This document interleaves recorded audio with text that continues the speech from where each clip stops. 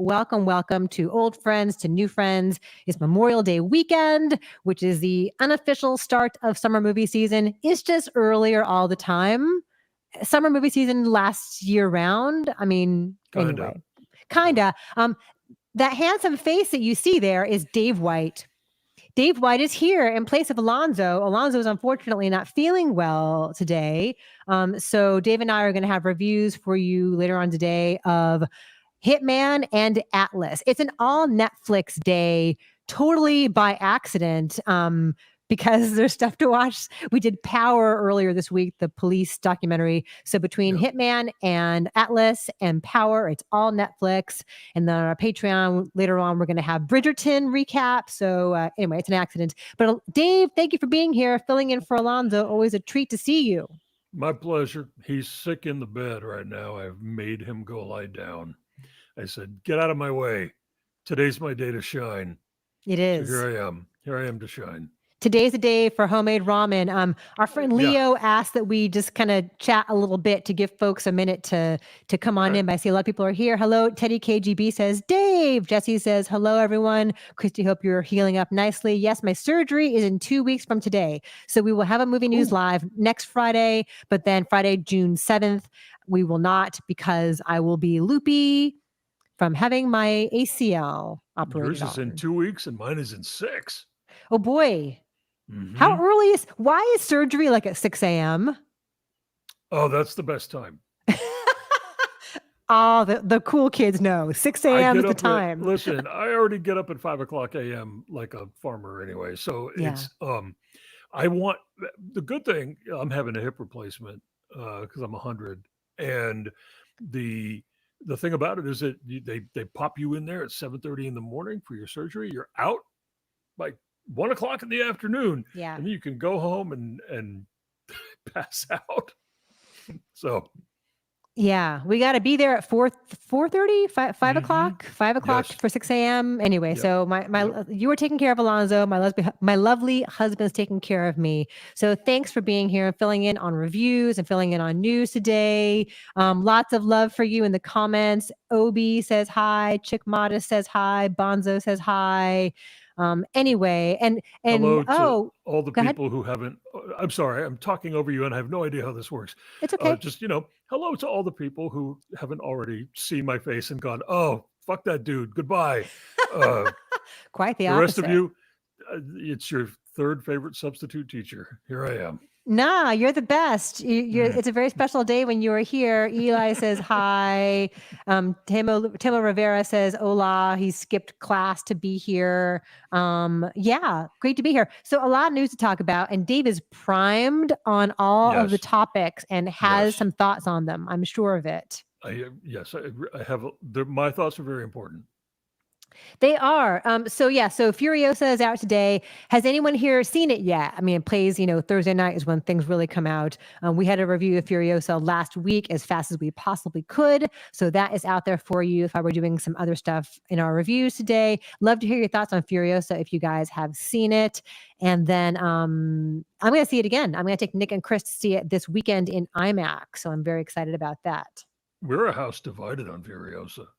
You loved it, huh? I enjoyed it. I love, I don't love a lot of things, but I really enjoyed it. Alonso, the further away he gets from that film, the more he dislikes it. Like yesterday, he said it's like dunking a tea bag twice. But different flavors of tea. No, he means using the bag again a second time. Like, it's weak tea. Ooh, a burn. He's saying it's weak tea, Mad Max. Yeah. He comes up with the mean. He's a mean girl. He is. Doug Arthur says, hola, Dave. Hola, Christy. Hola, bad crew. Hello. Good to see you. T Love Hater says, hey, Dave. I look forward to seeing it again. I had a blast. I look forward to reliving it with my husband and my son on the weekend in IMAX. Some news that just happened this morning is that Morgan Spurlock died. Super Size Me documentarian Morgan Spurlock was only 53 years old. He died of cancer. Very young. It is so sad. Like any death from any, disease or illness is sad, but like the younger you are, you know, and as a person who is a little bit older than Morgan Spurlock, it sends a chill through you. And the problem, the big problem is that this is a career cut short. Mhm. This entertaining documentary filmmaker who also directed a lot of other things, like the One Direction documentary. I'd completely forgotten that he was a part of that. Um, but he had a reason for the things that he made. You may not have enjoyed the style of his documentaries if you are that sort of critical about it, but like he had a good reason for making the films that he made as a documentary filmmaker. Like there was a TV show that he had on, I don't remember which network it was, but after Super Size Me came out, Mhm. a show called 30 Days, where he would live for 30 days doing something unusual. And if you've ever read a Barbara Ehrenreich book called Nickeled and Dimed, I think the subtitle was On Not Making It in America, where she, as a journalist, took a series of minimum wage jobs and could barely survive. He Yeah. did the same thing on camera for 30 days. And when people do this as experiments, it really does you know draw it shines a light on the horrible inequalities and fucked upness that happens in the United States. So he had an ethical reason for making the films he made, and that is it's all the more upsetting to know that we won't get more work from him. He produced a Yeah. film. He produced a film about Reverend Billy and the Church of Stop Shopping. I don't know if you know who those guys are, I know he was but in it New was York, Reverend Billy. yeah. And the doc was called "What Would Jesus Buy?" Yes, I remember that. Yes. And so he produced that. He didn't direct it, but it's a really fascinating documentary about consumerism. So this is a sad loss. It is. And yeah, he did this sort of Michael Moore style first person kind of Yeah. like shit stirring advocacy filmmaking, but Right. also with his particular humor, his particular brand of humor. Yeah. So I had forgotten though also that there was a whole Me Too thing. You Was say there? that this is cutting short his career. He hadn't done anything for several years because Oh. when Me Too was happening, like December 2017, Mhm. he put out this statement acknowledging like, I have sexually harassed women in the Oh. workplace. I have been accused of rape, and I'm very, very sorry. I have been, serially unfaithful to my wife. This And is all news to me. yeah, and Yeah. I had forgotten about this, but reading obituaries of him, I'm like, oh right, I forgot about that.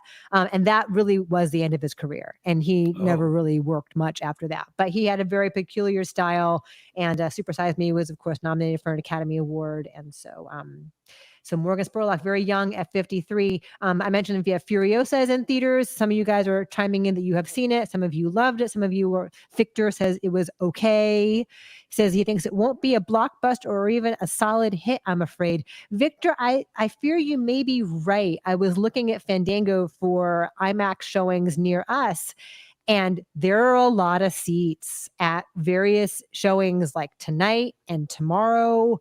I thought, oh, it's going to be packed. And it's not. So I do worry too, despite the really good reviews, that maybe people won't be seeing it, but maybe it just takes some time. A movie that I am also excited about, Rian Johnson today announced the third Knives Out movie is going to be called Wake Up, Dead Man. He posted on Instagram today that it is in pre-production. This is the latest with Daniel Craig as Benoit Blanc. And that'll be coming out in 2025, I believe, on Netflix. Dave, are you a fan of the Rian Johnson Knives Out movies? I am. They give me the same feeling that the 1971 NBC mystery movie used to give me when I was 6 years old and begging to stay up late to watch these things on television. Uh, his he has absorbed all of that stuff, all of that vintage, sleuthing kind of movie from that era, and incorporated all of those references and those elements into the Knives Out films. So I am a fan of those. In fact, the entire Duralde family, we we went to Atlanta to visit family. What was it, Christmas of 2022, and that's when Glass Onion hit Netflix, and that movie just stayed on. Other people would come to the house where we were, and we'd be like, "Oh, we were just watching Knives Out," and there's, "Oh, we haven't watched it," so we would just start it over again. So it got watched like 3 times in one day by a variety of different people in the family at a way too loud volume. But you know what? It's an entertaining movie. Yeah, the thing with those movies too is that you can watch them over and over again and catch different little details because so much goes into the production design and all the little clues and the costume design and little subtleties in the performances. And so, I think Nick loved it and watched it many times as well. So a couple of mentions here of The Fall Guy, wondering if Furiosa is going to do poorly like The Fall Guy did. I hope not, because I would think like if anything cries out kickoff of the summer movie season, it would have been The Fall Guy, and it definitely is Furiosa. So hope folks will get into theaters for that. I was very surprised by The Fall Guy's sort of underperformance when I heard about that. I'm never up on the news, particularly the box office news, and I was quite surprised because The Fall Guy is such a delightful, entertaining film. I just thought, oh, this is the beginning of the summer movie thing, those kinds of movies, and it didn't do what they thought it was going to do. It's bizarre. You have great looking people with awesome chemistry and fun, snappy banter and like exciting action and exciting stunts. Yeah, it's weird. Thank you so much, Christine. You're always so generous. We appreciate your kind contribution. Christine says, best of luck for both of your surgeries, Christy and Dave. Thank you so much. Injured my knee, tripping over nothing. No surgery needed. Yours is so much worse. Oh, that sucks though, Christine. I'm so sorry. That's the worst when your accident is like a dumb thing. I'm sorry. I hope you're feeling better soon too. Did you just call her dumb? No, her accident was dumb. She's brilliant, clearly, because she hangs out with us. But I hate was like a dumb little thing like that. Tracy asks, do you have a fun theater recommendation in LA? Every time I revisit, I can't get my head around the fact that the ArcLight never revived. Yeah, it's crazy. 4 years later, the ArcLight is still closed and the Cinerama Dome is still closed. Alamo Drafthouse is fun downtown. If you can go to the New Beverly or the New Art or the Laemmle Royal, we have some really great smaller art house theaters here. Yep. Dave, what theaters do you like? Well, I was fixing to say, if you want to see an old movie, go to the New Beverly, go to the Vista, and you just shouted out to the art house. We have my favorite theater. Now, if you've never been to the Grauman's Chinese, to the Chinese theater and experienced that as a tourist, you totally should, because it's opulent inside. It is old-timey and gorgeous. But if you're looking for heavy duty, capital A, heavy hitting, art house, like the camera never moves and nothing happens kind of movies, which are my personal jam, there is a beautiful dive bar of a theater on Wilshire at the music hall called the Lumiere, and they will show you things that you've never even heard of before, and you walk in and they've got like MMA fights on a screen in the lobby, and it's kind of janky, but it is the perfect location, and I love it so much, and I tell people about it all the time. Particularly if they like these kinds of films that I super enjoy. And check out the Lumiere at the music hall on Wilshire in Beverly Hills. God only knows what Beverly Hills people think of that theater. They're like, I'm not going in there. Yeah. Now, you know what? I love the movie hall because I love their story. First of all, they were one of our movie house shout out theaters early on. And their story is that a bunch of their employees, 3 of their employees, got together and bought the theater when it was for sale. And then a few months later, COVID happened and everything shut down. So I'm always rooting for the music hall to succeed. It is pretty great. They're scrappy. Yes. I'm sorry? They're scrappy.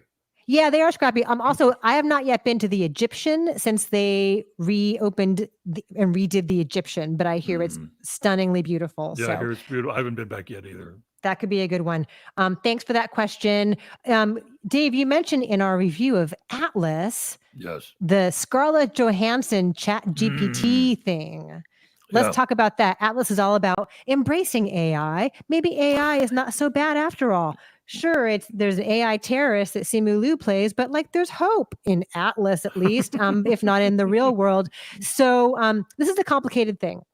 So the guy who runs OpenAI approached Scarlett Johansson's people and said, will you be one of the voices, the voice of this one character, Sky, one of the choices you can have in your OpenAI ChatGPT? And she said no. And of course, it would seem like a natural tie-in, given that she was the voice of a similar kind of system in Her.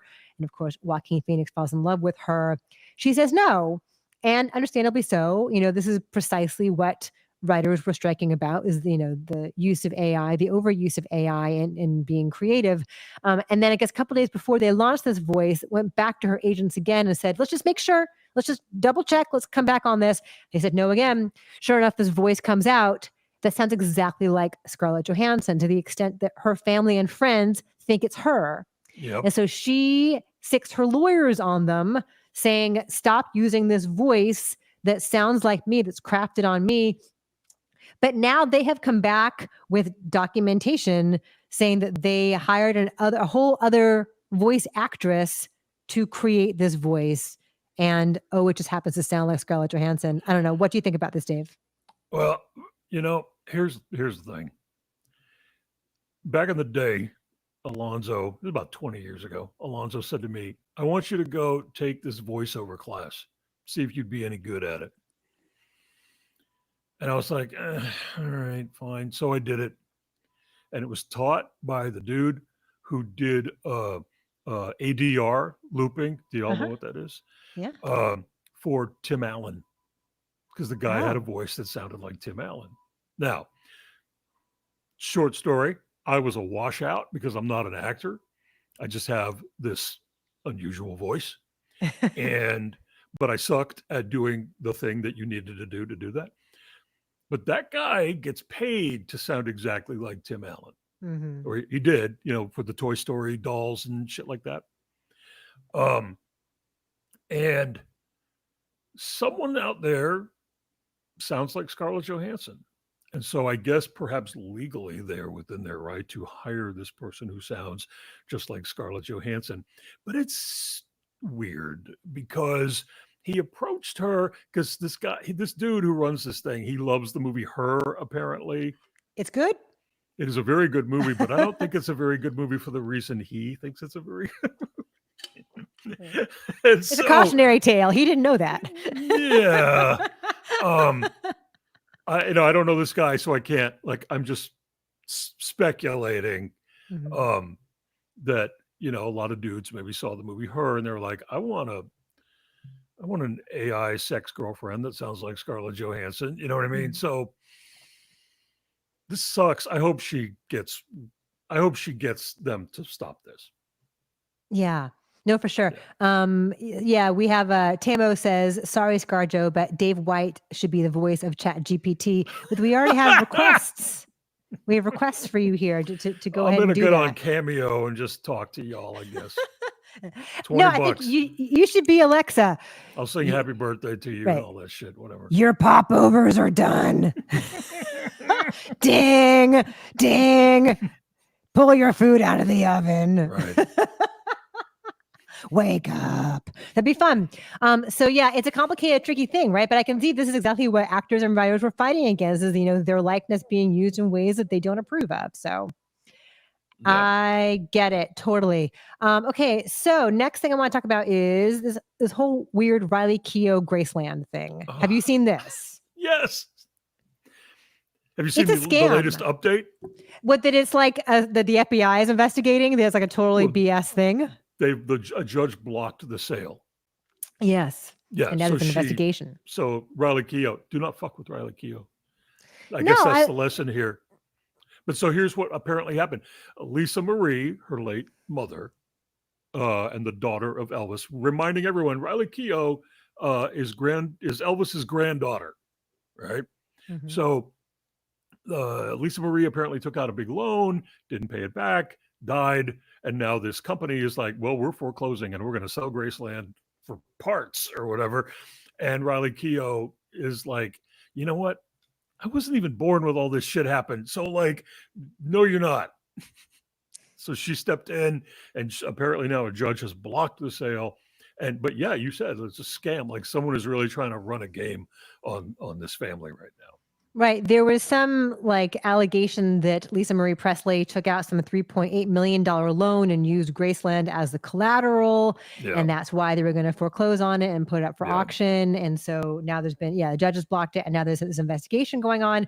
I just think, how much of a horrible human being would you have to be to not want somebody in Elvis's family to own Graceland? Like, look at how much she has lost. Riley Keough is a young woman. Look at what she has lost with the death of her mother, and let her have the house. Right. I mean, it's a tourist property, at this point in history, and so it's like I assume it brings in money. I don't know I don't know anything about any of that shit. Have you been to Graceland? I have not. I've seen it. I went to Memphis for like 20 minutes one time, and I saw the outside of it and all the graffiti that's on the wall around it. Have you seen? No, that's sad. Well, it's all like "We love you, Elvis" kind of graffiti. And the way people do Jim Morrison's grave in France. They just are like, they leave flowers at Oscar Wilde's grave and stuff like that. So but yeah, I can't imagine what it's like to be the granddaughter of one of the most famous people of the 20th century, but you never knew him. But you just receive all of this information about this person, and they're making movies about him and about your mom and about your grandmother. I mean, and your mother was married to Michael Jackson for a bit. Like, you had no part of any of this. Yep. Didn't ask for it. You just inherited all of this wild legacy, and now all of the legal troubles associated with it as well. That would suck.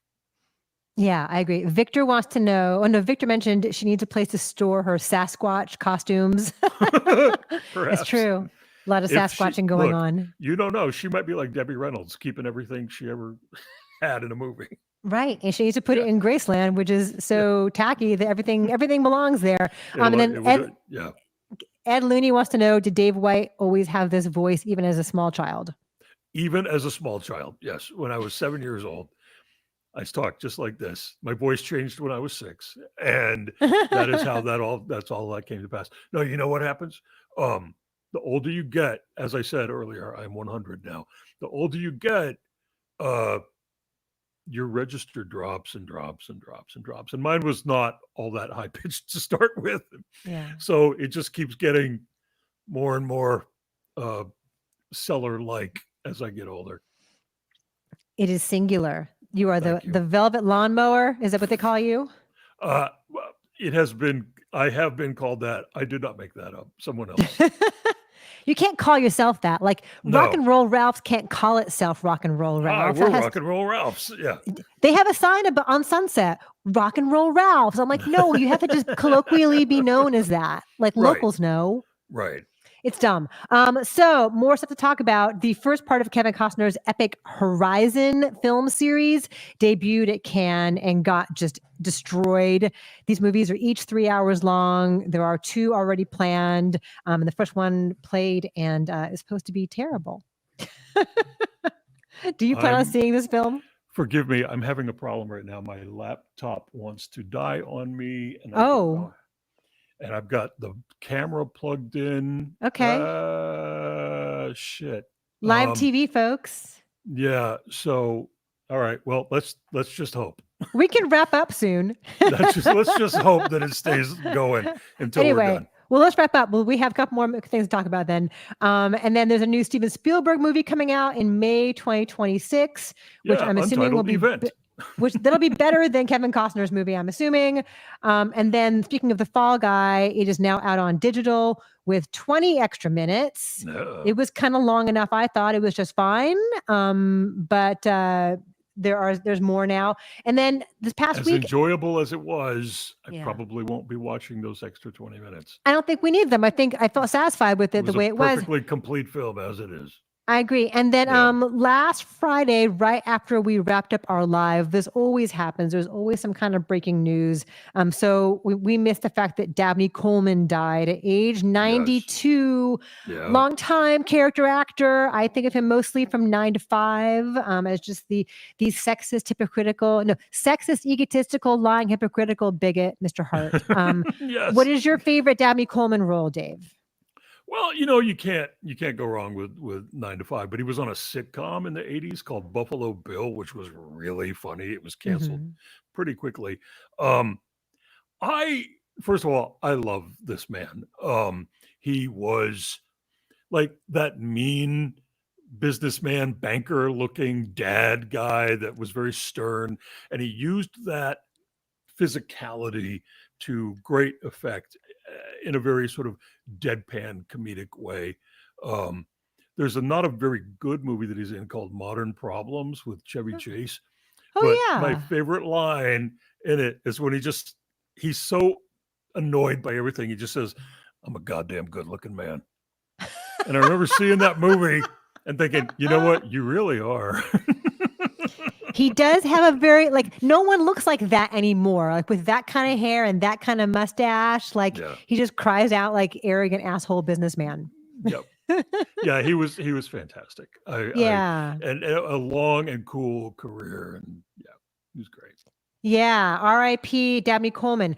So we should wrap up because we don't want Dave's laptop to die. Listen, technology is tricky. I have a luxurious 7% left, so we can just chat for a while if you want. Yeah. Well, thanks to all of you. Yeah, we've got reviews today of Hitman and Atlas, and then at some point when Alonso's feeling better, we'll do Bridgerton and we'll do the season finale of The Sympathizer on our Patreon. So lots of good stuff is coming. Big holiday weekend. Don't forget to subscribe to us here if you have not. We are trying to reach 30,000 subscribers on our YouTube channel by the end of the summer. We're really close, you guys. We're like 500 people away. So if you are hanging out with us and enjoying what we're doing here, we'd love for you to stick around all summer long. Sometimes we'll have surprise Dave White appearances. You know what? You can't never tell. Only if you're here will you know that Dave White has shown up. So right, I would just pop on in when Alonso is, flat on his back with the crud. Well, he is busy traveling for his book, so you might be called upon to share your services and insights. It'll all depend on how much of a convalescent hip surgery person I am. But that's true. Maybe. You got stuff to do too. All right. Thanks to all of you. Thank you, Dave, for sharing your time with me and your insights. Thanks to all of you for coming and bye, Jesse and Brent and Angel and Ed and Christine. And we love seeing all of you. Thanks for being here on a Friday, and we'll see you again next week. Bye. Bye.